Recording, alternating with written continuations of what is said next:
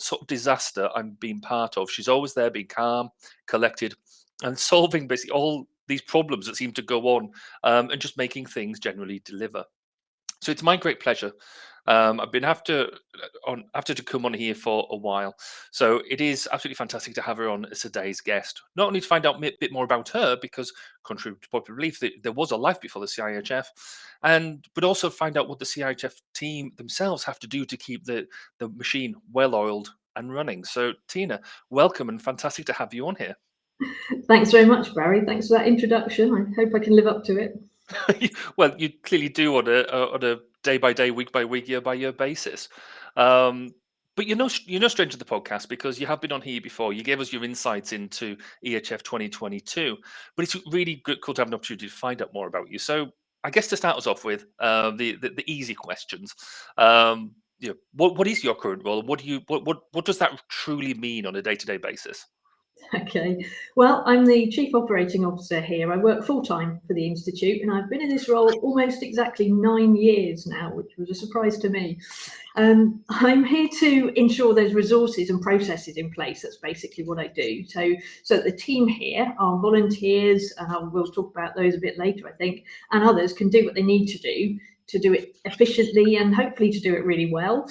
So as with any other job now, lots of other people spend most of their time at their desk, which is essentially what I do, I'm afraid. I look after the budget. I make sure bills are paid, accounts are up to date. I create much of our promotional material. So that includes things for our website and images for our social media, things like that. I also edit our magazine, The Ergonomist, and as Barry mentioned there, I send out a weekly sort of news roundup to members as well. That's part of what I do. I also answer queries from members and from the public. I liaise with our service providers who deliver services to us and manage the team here as well, alongside our chief exec, Ben Peachy. But one more thing I just want to say on this is that I'm really the team here are just brilliant. Every one of them, and there's only 7 of us. Every one of them provides a brilliant service. I think and certainly to me as their manager, and everyone's really dedicated in doing a really great job. So just a shout out to them, really.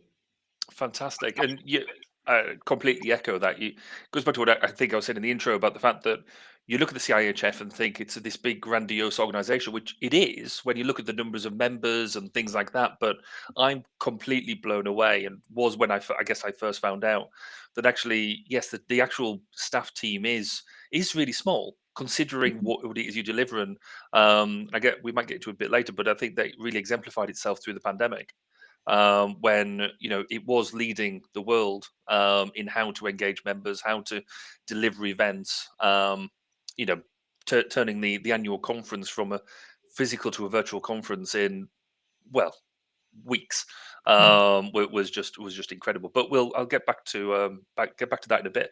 Let's get focused on you a bit. I said you've been with the CIHF now 9 years, but you've been involved in ergonomics and human factors for a while before that. So how did that journey start? How did you get into HF in the first place? Well, I guess it's the same as lots of other people, purely by chance. I don't know anybody that gets into it deliberately, really. So yeah, I found ergonomics in a public library, would you believe, if you remember what those are. So I didn't go to university straight from school. So a few years later, I was browsing through a directory of university courses, as you do, which had the subjects listed alphabetically. And thank goodness ergonomics begins with E and not Z. It didn't take me too long to find it, and it had all the elements that I really enjoyed, things like anatomy, design, psychology, all brought into one discipline, which was just brilliant. It was a revelation, really. So I applied to Loughborough and took the undergrad degree course there. That's how it all started. Well, them heady days when the undergrad degree course existed. Absolutely. So if you started then at your degree course, then so what was the career path from then on? What sort of roles and jobs did you get into? Well, first of all, I did a placement during the degree course, which was at Vauxhall Motors in Luton. I don't even think they maybe don't know anymore. It almost shows how long ago all this was. Well, I actually worked in the assembly plant there as the ergonomist, which was invaluable, but really scary, because there was nobody there that really knew what human factors was. There's nobody there to act as a mentor. And while I was a mature student, I still didn't know very much. Didn't know very much about ergonomics, really. So I was pretty much on my own trying to solve, tricky ergonomics problems around vehicle assembly. And there's all sorts of things there, from, working inside the car to up, working overhead up when the car's above you, and all sorts of problems like that. But then after graduation, I worked for the health and safety executive for a short while, really, there, sort of on policies and procedures, really. It wasn't really what I wanted to do, so I went out in the big wide world then and worked as a consultant for about 15 years or so. I worked mostly for myself. I worked as an associate for other ergonomics consultancies, which was great because it meant they went out and got all the work and then called me if they needed an extra pair of hands. So that was really good. It's a great way to work. And it was just brilliant because I got access to all sorts of places that you don't normally see. So things like air traffic control, for example, or railway signal boxes, power station control rooms. What else have I done? Food packaging plants, printing works, water treatment plants, all that sort of stuff that you never really get to see sort of, behind the scenes. But having a career in human factors enables you to, to do that. And I concentrated mostly on sort of physical ergonomics, really, looking at musculoskeletal disorders and designing things, quite a bit of sort of human computer interaction, sort of looking at sort of screen interfaces and, how people interacted with the sort of knobs and dials stuff and chairs and all of that. It was really good. It was brilliant fun. Cool. So then, if you did that, then so where did the CIHF come into? Oh, it would have been the CIHF at the time, will it? It's so what was your first interaction? How did you get involved with the organisation? Yeah, a good question, really. So it was the Ergonomics Society at the point that I started becoming involved in it, and my first sort of association with it was as the editor of the Ergonomist. So they were looking for a new editor of the Ergonomist, and also really of the website. So as you do, I didn't have any experience in either of those, but I just thought I'd see if I could do it. So I got the work, and I did that alongside my consultancy work for quite a long time.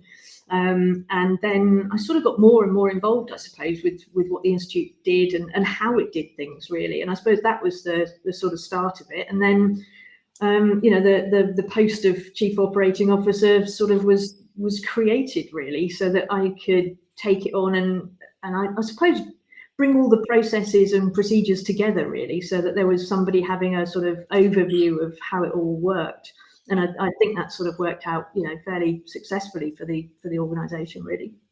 Cool. Right. Well, in that case, we want to learn more about your perception and how the CIHF has grown and done what it's doing. But we'll do that straight after this break. You are listening to 1202, the Human Factors Podcast. We wanted to take the opportunity to say thank you for your support. You can help further by rating us through your podcast provider, sharing us through social media, and telling your friends and colleagues. Let's work together in raising awareness of the value in putting users at the center of what we do. And welcome back. And we're here talking to Tina Worthy about the Chartered Institute of Ergonomics and Human Factors, really trying to lift the lid on what goes on in the quiet, dark rooms in the back. So, Tina, in your time in the institute, how has it grown? I mean, you as you said, you joined it when it was the Ergonomics Institute as was, and so you must have seen an evolution of change.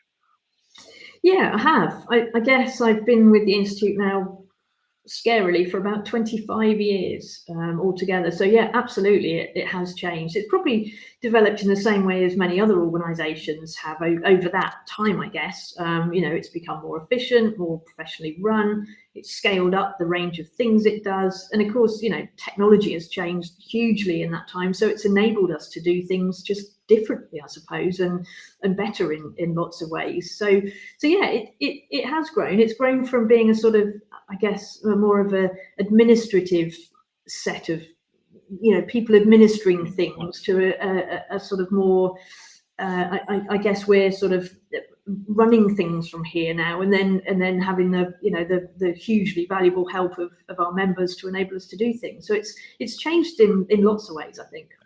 So how's the 'cause like you said, I mean, effectively you're facilitating this massive membership organization. How has I guess the view or the direction of the membership changed? Do you think do you think that has evolved in any way? That's a good question. Yeah, I'm not entirely sure. I suppose we've gone from perhaps being a smaller group of volunteer members. In my mind, this is in those early days who were on council, for example, and on committees and various other things. And now I think we've sort of expanded the number of members we have that are engaging with us. And of course, as I keep coming back to technology has allowed us to do a lot of that, even through email, clearly, but obviously through websites, through social media, all of that. So I think really what the biggest change from the member side is giving them the ability to be more involved. Mhm. Yes, because I guess like I say, with that engagement with technology, the ability for us to do things like this, the webinars, the more remote meetings, and all that sort of engagement, which I guess we've certainly from a membership perspective, we've been quite lucky that we've had people like yourselves who are quite willing to embrace it and give it Mm. a go, rather than just sort of leave it back in the corner and somebody else will pick that sort of stuff up. But on your day-to-day job, so you give us a bit of an outline of what it is you do, but what's the biggest challenges? What's the things that you wake up and think, oh, I've got to try and get that nailed today? Time. Fair enough. Yeah, yeah. Yes. We can do stuff here, and we've got the tools and equipment and everything else to do things, but it's just having enough hours in the day to do it all, really. We've got lots of ambition here. We've got lots of, ourselves and the team have got lots of ambition, but so have our members. And, we get asked to do things and to be involved in things, and I just wish we could do it all. It's a long, slow process, really, building up an organisation, building up a team, but I think we're on our way. It's just just things move so quickly. We've mentioned technology several times, but technology is the one thing that keeps moving. And you for example, you create a website, and within 3 or 4 years, you've got to create another one because the technology's just changed, and there's more. It's more capable. You can do more things because you have the ability to do it. So yeah, it's quite that's my biggest challenge, I would say. So you've sort of mentioned it. I'm always stunned by the breadth of things that the institute does. I mean, you just looked at it from the simple thing like, now you're delivering pretty much a webinar a week. You've got the newsletter that goes out. Then you've got Think. Then you've got the Ergonomist itself, which is, it comes out 4 times a year, but it's not exactly a small production of itself, and the level of professionalism that brings out. And then you've got us on the executive pestering you. You've got the trustees, providing their input, and then regional. I mean, there's just so much. How do you keep track of all that and a not lose your mind and still do it with a smile? Well, like I said at the beginning, we've got a great team here, so we share the work. So Iris, my colleague, takes care of sort of organising meetups and connecting people, deals with the mentoring side of things. We put events on, we put conferences on, webinars. So my other colleague Sam is now hosting our webinars. We provide chances for CPD, so that could be events. So we have this big army of members who do stuff for us as well. So obviously they need a bit of managing, but they help us to produce things like our guidance and publications. So we produce, I don't know, I can't remember how many we've produced this year, probably something in the region of 30 different bits of guidance and infographics and things like that. And then of course we've got our websites and social media, and so yeah, there's a lot to do, but it just needs good organization and a willing team behind you, and it can all be done. Well, that's and it is really. I mean, it is a testament to I think the what you and the team do, because it is all done. And I think and I sort of said half jokingly, but that whole thing of being done with us, I see whenever we come along, there is never anything that is too hard, or if it is too hard, then we're told in a very, very nice way that it's it's too difficult. Um, but so in the time you've been involved, then, if you had to pick one or maybe one or two things, what do you think what's the biggest achievement you think that the organisation's had? I think the biggest achievement is undoubtedly chartership.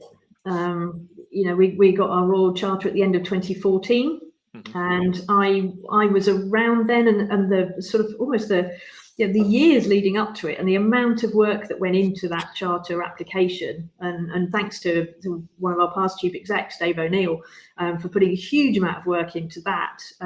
So I think that's been our biggest achievement, I guess. It would be for any organisation, I think. And I love it when I can say we're the only body in the world that can give chartered status to ergonomists and human factors professionals, because it is just such a fantastic achievement, really, that we can do that and essentially pass that success onto our members. It's really good. Yeah. So I guess if people are not truly aware about what that chartership process involves, can you give us like a really high level view about like kind of what it is and what it means? Yeah. Well, it means making sure, first of all, that you're the only discipline, the sort of biggest discipline, I suppose, in the country, and you've got the sort of you've got the majority of people who could be members are actually members or know of you or support you. You've got to have a lot of backups. I don't know, it's about 20 other organisations who back you and say, yes, this organisation should be chartered. And you've got to put a huge case together as well for what you for to be eligible for chartership. And then you've got to write the charter alongside the Privy Council. So that's an organisation that sort of I'm going to get this wrong now. Sort of represents, essentially the charter comes from the monarch. So essentially the Privy Council are the people who administer all that. So there's a lot that goes into it. I know we tried for chartership way back, a few decades ago, and it was just so much work. We couldn't quite get it together. But then we had another go, and yeah, so it was a huge amount of work to put it together. I guess it is it's almost proves if you're mature enough at the right stage, if you can actually put the effort in to do the charter in the first place. If you can't quite do it, then you're possibly not quite there. So, so I guess if that's been the biggest achievement, has there been anything, when you do a project and something goes spectacularly wrong or goes in a way that you didn't expect it? Has there been any unexpected or surprising things that have happened that you can share? I don't know about things that haven't gone right. I would say probably one of the surprising things, I think, is that it sounds a bit funny, but that we're still going. We've got 2,000 members, so we're not huge, even though you very kindly said we were enormous earlier, but we're not huge when it comes to professional bodies. So if you compare us to someone like the Institute of Chartered Accountants, now they've got 158,000 members. I can't even imagine what administering that sort of thing is like. And we've got 2,000. But I think, so it's amazing we're here. There's 52 other ergonomic societies around the world. We're one of the biggest four. But we're all still here. Now, given the financial climate, the speed with which things change, and other challenges that face organisations every day, it's just amazing. But I think the fact that we're still here and actually thriving now is, I think, testament to the abilities of our members, all those that practice human factors, all those that keep on banging the drum and saying how amazing this discipline is. And together with the sort of fairly slow but now growing sort of realization amongst businesses that human factors can have such massive benefits. So I think there's lots of things combining there to keep us going, to keep us forging on, and to really make human factors an exciting and such a valuable discipline. No, it is. And I sort of alluded to it earlier. I think there has it's always been a nice, comfortable place. So when I first got involved, when we were going to the conference, and actually, I'm not just saying this because I'm part of it, but it is, one of the nicest conferences you can go to. It's friendly, it's welcoming. Nobody's going to, even the hard questions when you're presenting are done in a nice way, and things like that. But there has been, I would say, certainly within in the past 5 6 years, a real step change, in terms of, yes, it's gone from what was a great club to something where now people are really almost getting the bit between the teeth to want to make some real change, and they can see it's happening. Um, but that, as you said, that you've got your team, but you've got all these volunteers behind you as well. And Mm. having worked with a number of volunteer organisations, it can be like herding cats, way, because people have got different things they want to do, the way that they want to do it, etc., etc. How do you keep it on track? What's your sort of, like, a secret sauce, to make it all keep ticking along? Well, yeah, that's a good question as well. I guess there's sort of three things really. One is you need to be organised. Again, you need to be really well organised, keep track of what all these different people are doing. We estimate that we've got probably around 200 or so members, maybe 250, who are doing things for us at any one time, really, or through the year. So there could be things, as you said, being trustee, like yourself, being on our committees. They are volunteers, and they're all members, I should say. They're assessing applications. That goes on throughout the year. Writing content for our publications. They can be quite sort of short, short time scale.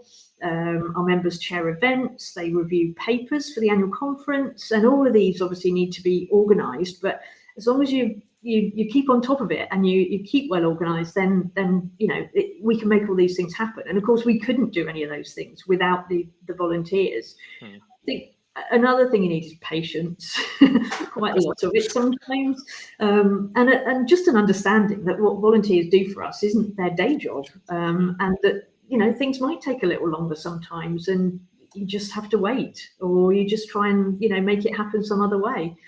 I suppose the other thing that you need is you need to be able to recognise what motivates people. I think that's probably what you were alluding to at the beginning there. We need to know what really lights people's fire, and don't sort of try and get people to do stuff they really don't like, really don't enjoy.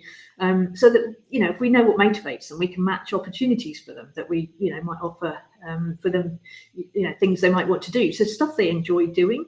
And I think each member of our team manages, different sets of volunteers. So we've got Amanda, another colleague who works on the applications. So she interacts with those volunteers who do that. Rachel, my colleague, she works on the annual conference, and she'll be organising the reviewers soon to review the submissions that are coming in. And so everybody needs these types of skills, and like I say, the team is just fab at all this stuff. So it sort of works. Cool. So where do you see, 5 10 years, or some point down the line, where do you see the CIHF going in the future? That's an interesting question. I'm not sure. Without a crystal ball, I'm not sure I can answer it very well. But I would just say onwards and upwards. Why wouldn't we? We've come a long way. We can certainly keep going on that course. Really, I think we need, as a professional body, we make sure that we need to sort of stay relevant, and make sure we can provide what members want, what they need for their careers, for their professional development, and of course for the discipline, that we can continue to, I suppose, make the wider public aware of what human factors is all about, what the impact it can have, and all of those things. And really, I guess our sort of the direction of travel, I guess, should be partly determined by whether we're successful at what we do, right now, and the products, services we offer. And so we're constantly sort of monitoring things, really, to see if things, what works, what doesn't work, and those type of things. So we just, I'm not really answering your question though. So we just need to sort of stay, I suppose, open to change, really, to be able to respond quickly. And you mentioned the annual conference earlier, changing it from a face-to-face event to an online event very quickly when the pandemic hit and that first lockdown. So, as long as we can keep responding quickly, we can, move in whichever direction we collectively our members and the team and the management here see fit, really. And so that we can grow and go somewhere. Who knows where it'll be just yet, but somewhere important. I like the side swerve to the question. That was really good. Right, we're going to get into the last three questions. But before we do that, we're just going to listen to this. Before Barry gets to the final three, my name's Nick Rome. Let me tell you about this. Technology in our world is evolving at a phenomenal pace, and keeping up with what that means in the human factors world can be challenging. That's where Human Factors Cast comes in. Human Factors Cast is a weekly podcast that highlights and breaks down stories that are chosen by you, the Human Factors community. Each week, a panel made up of human factors practitioners, UX specialists, and engineers sit down to discuss a weekly dose of knowledge that keeps you up to date with the latest areas of interest. Buttons in cars are safer and quicker to use than touchscreen. A prototype just achieved a major milestone that actually fits the description of a flying car. The show provides perspective based on experiences from different domains and different industries.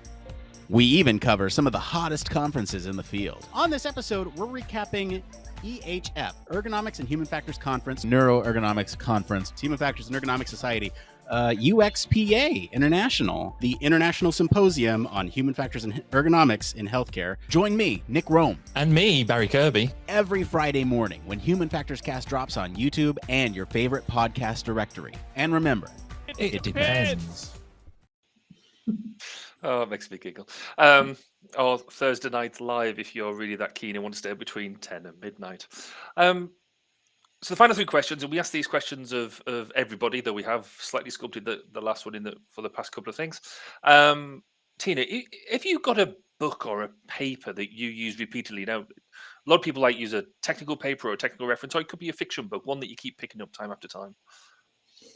I wouldn't say I refer to it all the time, but I always have Steve Krug's book, which is called Don't Make Me Think, in the back of my mind all the time. Now, it's about human-computer interaction and web usability, but the principles in it can be applied to anything, really, any type of design, but design of information or design of processes or anything. So that's what I have in my mind, and so basically, don't try and make people think too much about what you're trying to get them to do, whether it's to understand even a presentation.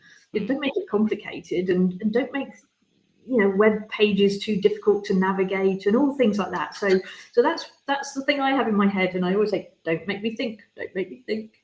Cool.